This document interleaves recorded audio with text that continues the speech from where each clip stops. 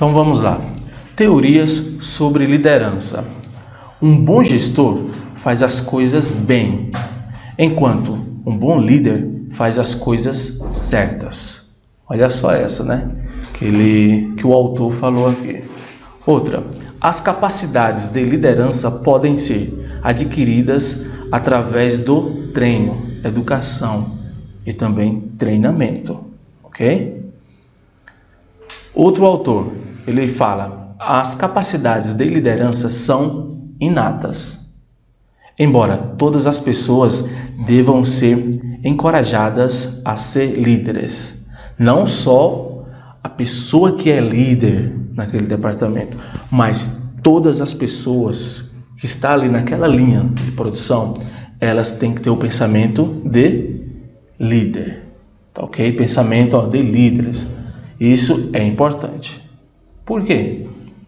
Porque um líder, ele tem que ser proativo, correr atrás dos objetivos, e as pessoas também, né? Não vai ficar só, faz isso, faz aquilo. Não, elas já devem saber o que tem que fazer.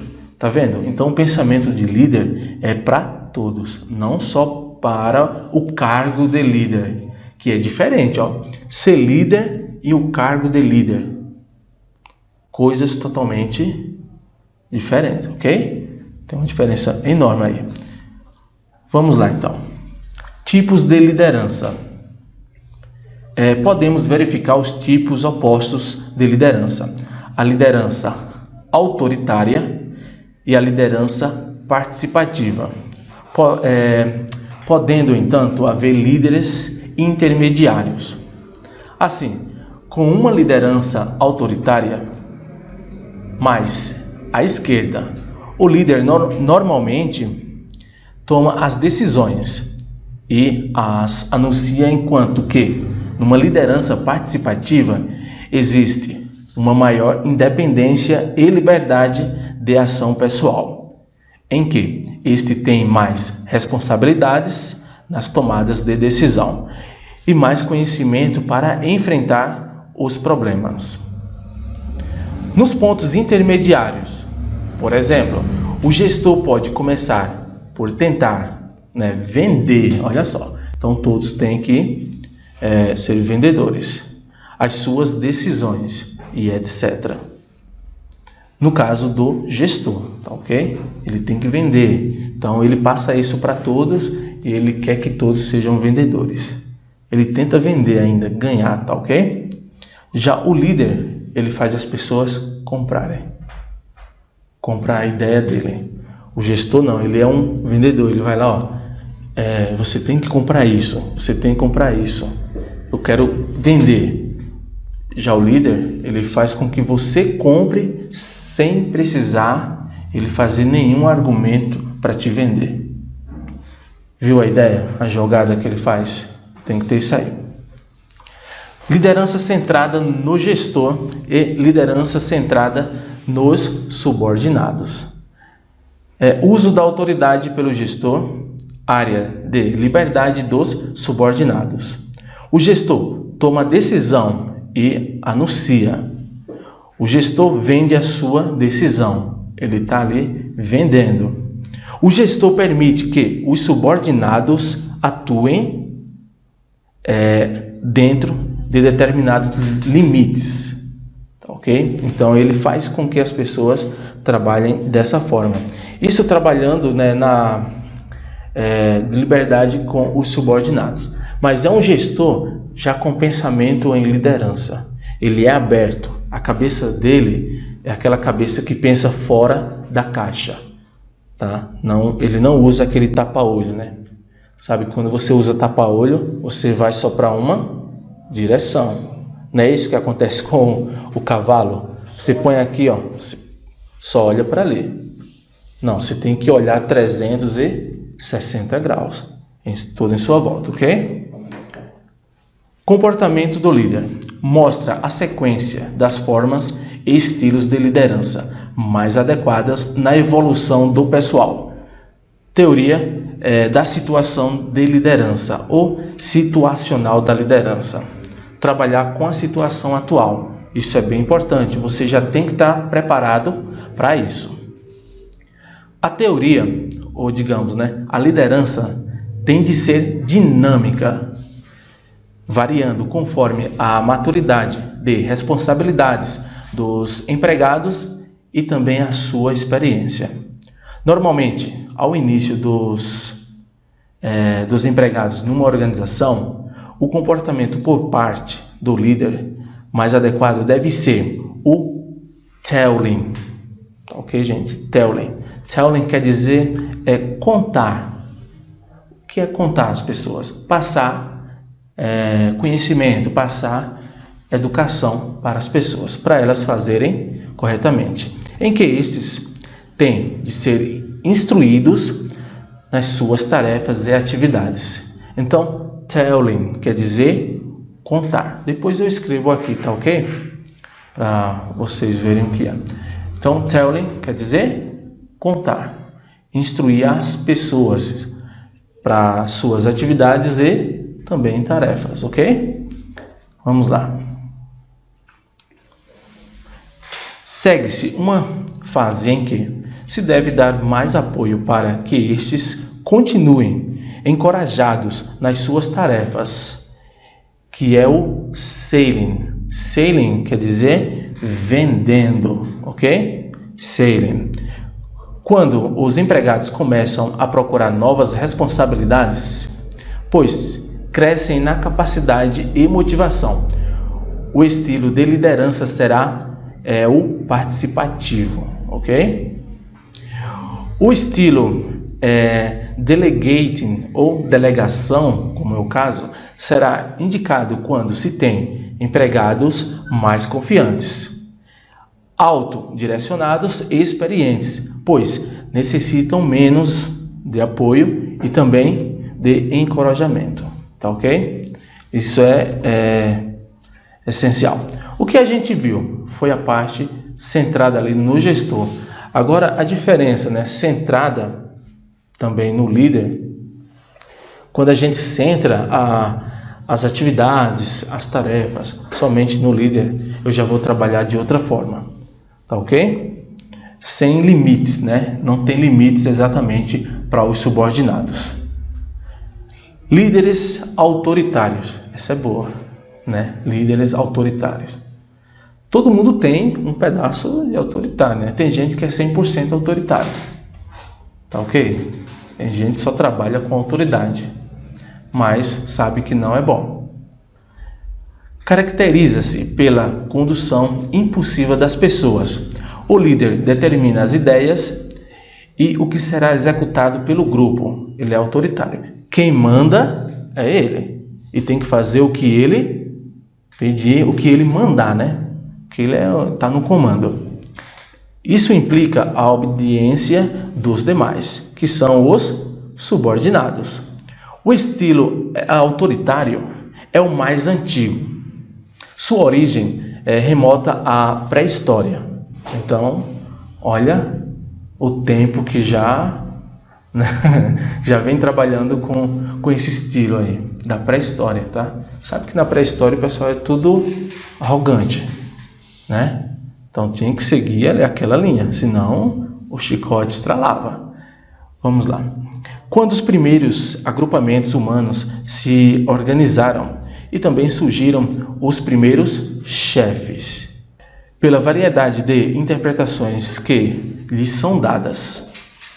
Porém, dependendo da situação e do tipo de pessoas a serem lideradas, o uso do estilo autocrático ou autoritário pode ser eficiente, mas depende das pessoas.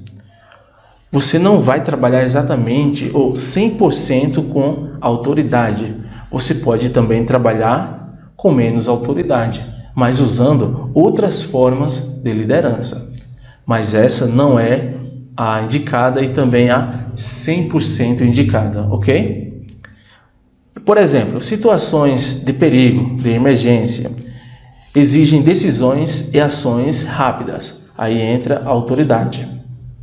Um grupo de pessoas dependentes necessita de pulso forte, de orientação firme, que lhe inspire segurança. entra também o autoritário. Quando a gente passa autoridade para as pessoas, elas confiam também na gente, tá ok? Só que eu tenho que separar autoridade e ser mal educado. Tem uma diferença muito grande, né? Porque basicamente as pessoas que trabalham com autoridades, né, com autoridade hoje, elas são muito aí mal educadas.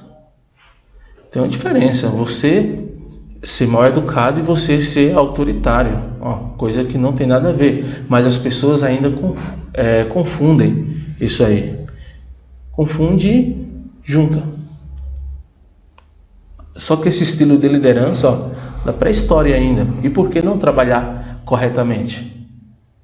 Entendeu a lógica? Tem que trabalhar corretamente, aí sim eu vou estar trabalhando com as pessoas em um estilo de liderança que as pessoas já têm medo, tá? Porque elas não sabem disso. E eu, como líder, se eu não for lá e ensinar as pessoas, treinar as pessoas, elas nunca vão saber o que é isso. Ok? Elas têm que saber, tá, gente? Não quer dizer que se elas souberem disso, ela não vai me respeitar. Claro, só pelo conhecimento que você já está passando, você já está passando, né? Pelo conhecimento que você já está passando, você já está mostrando autoridade. Não é assim? A gente não vê um professor, um palestrante dessa forma. Quando ele está passando um determinado conhecimento, a gente olha assim, nossa, esse cara está lá em cima.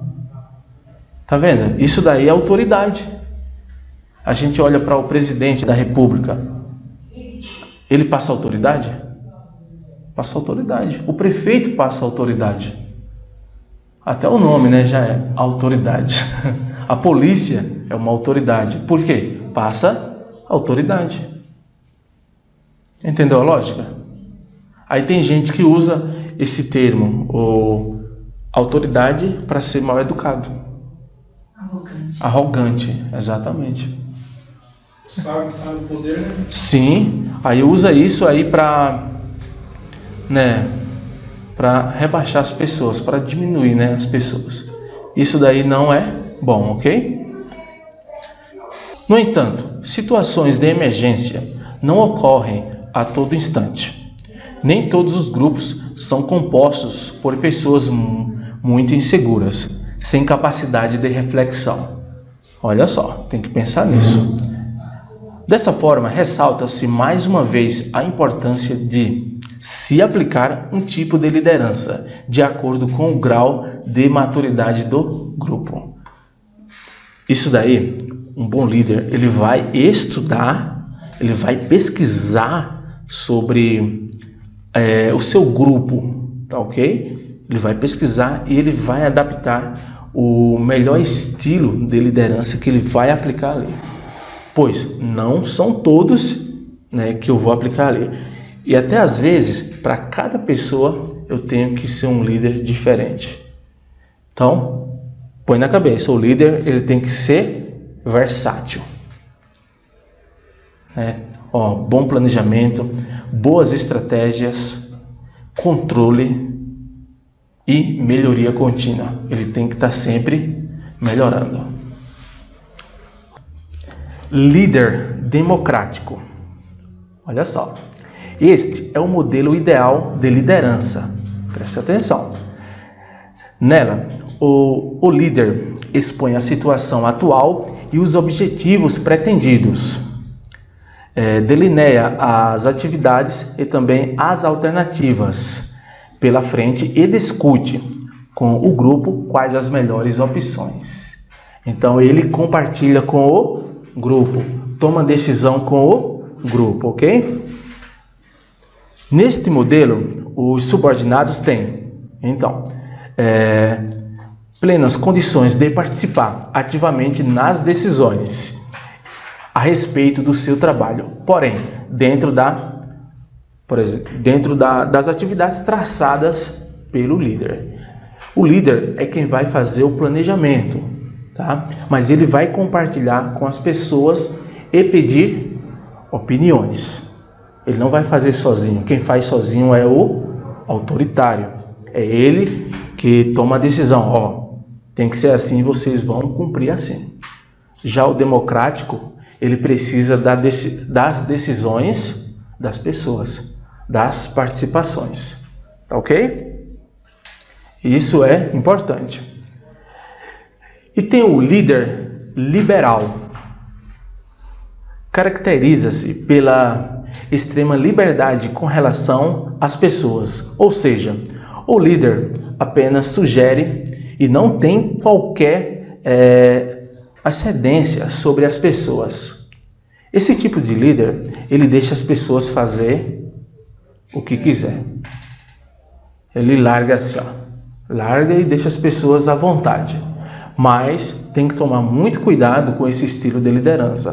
Você só pode deixar as pessoas fazerem o que quiser quando elas exatamente sabem o que vão fazer. Quando elas estão treinadas e preparadas. Aí sim elas conseguem fazer, né, e tomar decisões.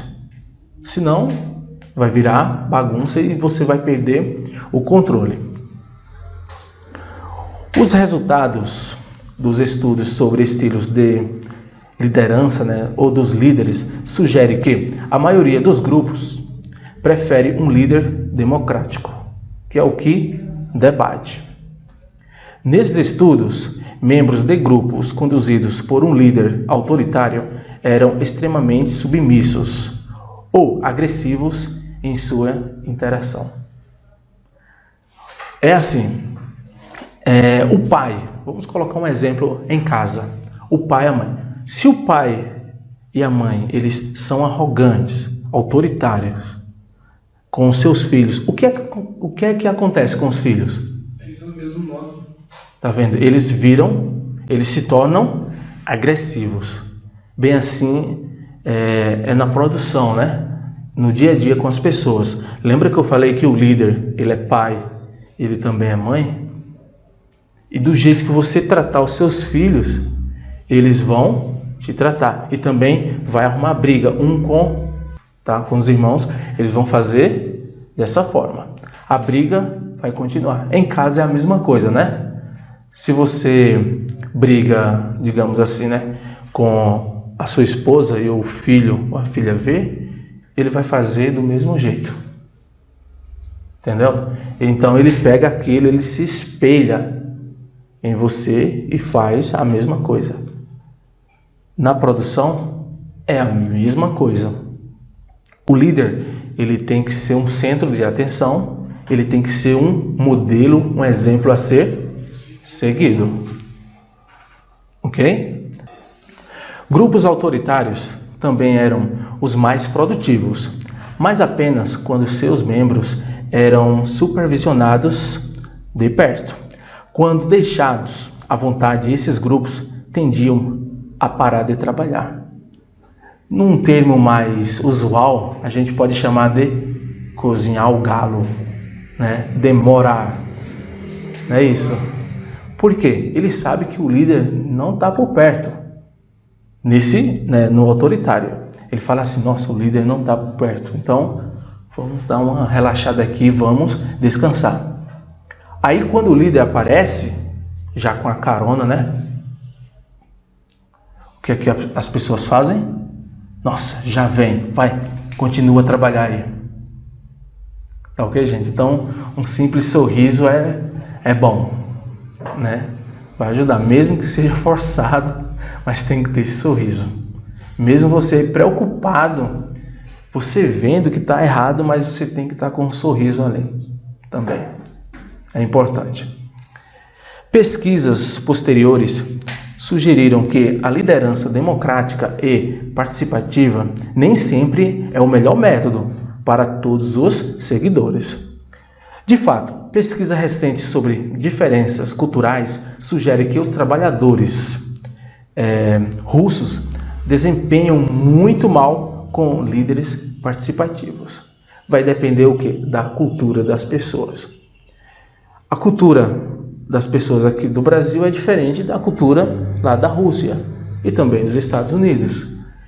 pois o estilo de liderança tem que se adequar a cada tipo de pessoa. Vocês já ouviram falar sobre cultura, né? Cultura é importante.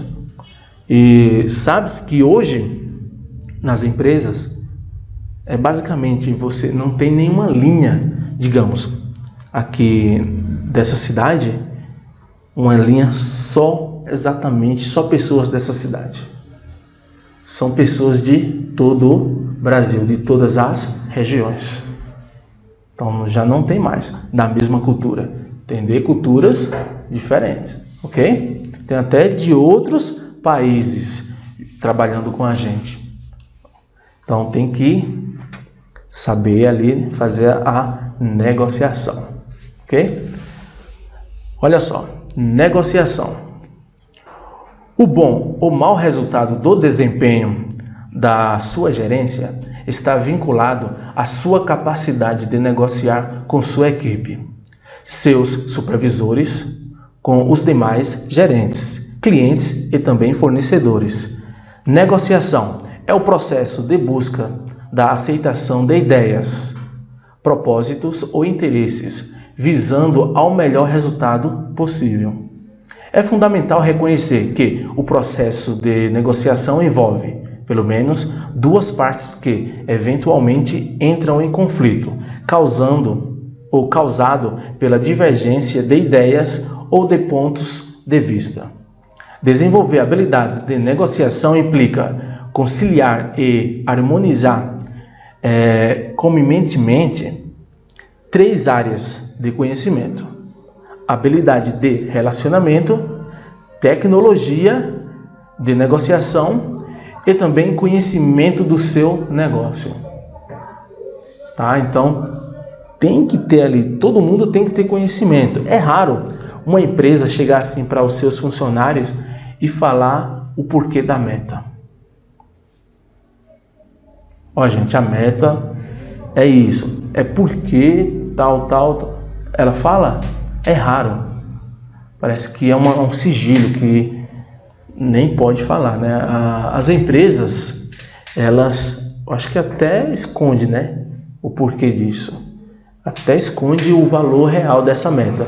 Às vezes é menor, mas ela fala que é maior para atingir a meta, para as pessoas ficarem preocupadas, trabalhando muito mais rápido e fazendo coisas erradas. Se fizer na correria, você faz coisa errada. Se você implementar ferramentas de controle de produção, controle da qualidade, trabalhar com excelência, você atinge a meta sem precisar correr e sem precisar fazer produtos com defeito e serviços com defeito também. Entendeu a lógica? Isso daí é coisa de meta há séculos atrás que as empresas vêm trabalhando dessa forma. Quando o funcionário está trabalhando ali nessa correria, ele não faz nada certo, pode ter certeza. Ele vai fazer as coisas de qualquer jeito, do jeito que sair. O que importa é a meta. Tá vendo? A preocupação que a empresa colocou perante a seus colaboradores, colocou meta.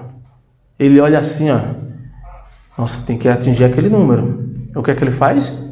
Acelera. Tem produtos, independente do modo de aceleração que você vai montar aquele produto, vai produzir aquele produto, pode atrapalhar na qualidade do produto. Então, não pode, né? Por exemplo, uma empresa que trabalha com alimentos, né? Tem que ir para o forno, aquele pré-cozido, né? Como é chamado. Tem que ir para o forno. Aí, o que é que eu vou fazer? Nossa, eu vou aumentar a temperatura para acelerar a produção. Isso pode acontecer? Não, tem que ser no tempo certo, na hora certa, na qualidade certa. Uma coisa que já pode atrapalhar na produção, não é isso? Porque se você aumenta essa temperatura, você tem que correr mais ainda e acelerar todos os outros processos. Aí é onde você vai ser prejudicado. Ou prejudicado você e todos, né? Toda a empresa também vai ser prejudicada. Ao observar o comportamento de uma pessoa, estabelece ou não uma relação de confiança com ela. E a confiança que aproxima, as pessoas. Da mesma forma, contribui para criar ou reduzir em cada encontro a confiança de sua equipe. Primeira coisa, pegar confiança. Bons líderes não prestam atenção ao comportamento aparente da sua equipe, superiores, hierárquicos ou clientes, e procuram olhar mais para baixo da superfície, a fim de descobrir o que está levando para a parte visível do iceberg, que é aquela pontinha que aparece, e se comportar daquele modo. Tá ok? Eu tenho que olhar todo o iceberg, não só a pontinha. Vocês já viram, né? Um exemplo de iceberg. O iceberg, ele deixa só aquela pontinha. Só que embaixo, tem tudo ali. Tem leis, tem procedimentos, tem gerentes, superiores. Então, hoje, um bom líder não é aquele que só fica olhando a linha de produção. Ele tem essa visão de estratégia. Ele está pensando fora da caixa. Ele pensa sobre a empresa, ele pensa fora, ele conhece os fornecedores, ele também conhece os clientes, ele conhece toda a empresa e como ela funciona. Essa pessoa, a tendência dela não é ser só líder, você sabe disso, né?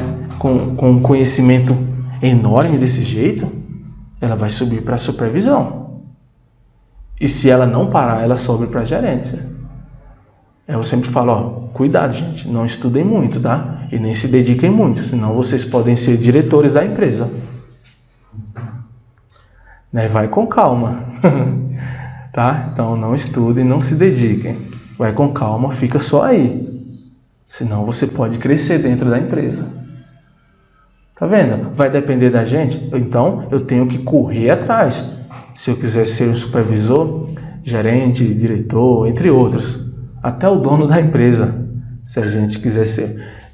Outra coisa interessante, você tem que colocar um objetivo para você como profissional de administração muito mais alto do que você quer alcançar. Entendeu? Você pode dividir por partes, né? Nossa, isso aqui são os meus objetivos, mas eu quero alcançar esse, o mais alto. Automaticamente, você vai alcançando os outros. Aos outros nem se tornam barreiras. Ok? Nem se tornam barreiras porque você já está alavancando. Uma coisa interessante, vocês têm que pensar dessa forma.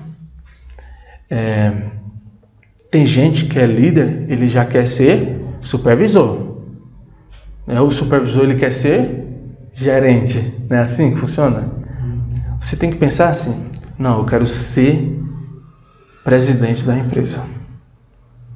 Aí você pega um requisito de um presidente e vê, para ser presidente, o que é que eu preciso? Faculdades, idiomas, muitos cursos, muitas habilidades. Tá ok? Se você conseguir acompanhar esses requisitos do presidente, então, supervisão, gerência, isso aí vai ser uma barreira muito menor para você ultrapassar. Já pensou bem acima, né? Tem gente que fica assim, não, eu quero ganhar 2.000, para mim já tá bom demais, dá para pagar minhas continhas. É certo? Não. Eu quero ganhar, gente, no mínimo aí 50.000 por mês, ou mais, no mínimo. Tá? Porque se eu alcançar 10.000, 15.000, olha o tanto que eu já evoluí. A gente tem que ser sonhador, tá? Senão não consegue chegar lá. Ok? Motivação. Talvez o maior de todos os desafios de um líder preocupado em tornar-se eficaz é a motivação. Seja inviabilizar o processo de generalidade do potencial de sinergia motivacional dos seus colaboradores. Você entrar na cabeça das pessoas mesmo. Entrar lá, você entender o que elas querem, né? Qual o objetivo que elas querem alcançar também. O engenheiro-chefe estará à procura de regras de como motivar o funcionário, enquanto que o líder eficaz estará atento para que a riqueza contida nas necessidades de cada um não seja drenada e se perca, talvez para sempre. A grande preocupação em conseguir agir eficazmente desenvolverá no líder a valorização das características individuais dos seus seguidores. Poucas empresas percebem a sinergia organizacional e humana que é desperdiçada pelo fato de não possuírem líderes eficazes. Elas têm, no geral, muitos chefes ou também gerentes, em todos os níveis, desde a cúpula até a base. Mas é raro que essas pessoas consigam fazer com que o ambiente de satisfação, produtividade e motivação predominem uma com a outra. É difícil, tá, a empresa trabalhar dessa forma, porque às vezes tem um departamento X, tem outro, eles estão cada um trabalhando, parece, com individualismo. Não, você tem que trabalhar como um todo, é equipe.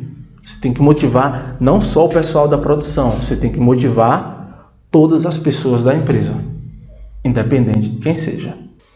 Como coloca o autor Alfred, os gerentes muitas vezes gerenciam departamentos, gerenciam pessoas, mas não as lideram. Poucos empregados trabalham utilizando o seu potencial. A liderança eficaz os motiva voluntariamente. E esta é a palavra-chave: a dedicarem suas metas e atributos físicos para o objetivo maior. Ele acrescenta: nossa principal conclusão foi que a liderança e a gerência não são necessariamente parentes, se bem que a liderança seja sinônimo de motivação.